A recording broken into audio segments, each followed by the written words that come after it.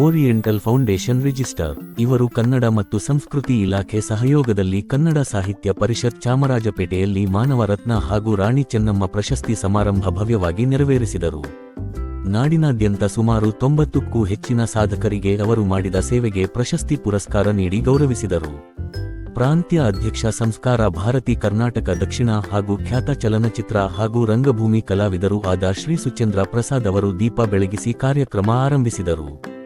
Doctor Shri Revanna, Govinda Raju, Shyamsundar Hegde, Ramachari, ಉತ್ಸವ Chandrappa, Nagaraju, Shrimati doctor ಭರಿಣಿ Raju ಹೀಗೆ ಹಲವಾರು ನಾಡಿನ ಗಣ್ಯರು ಕಾರ್ಯಕ್ರಮದಲ್ಲಿ ಭಾಗವಹಿಸಿದ್ದರು.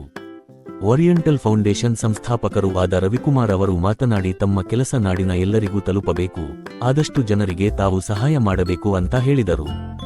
ಸುಚೇಂದ್ರ ಪ್ರಸಾದ್ ಅವರು ಕನ್ನಡ ನಾಡಿನ ಹಾಗೂ ನುಡಿಯ ವೈಶಿಷ್ಟ್ಯ ಬಗ್ಗೆ ಮಾತನಾಡಿದರು.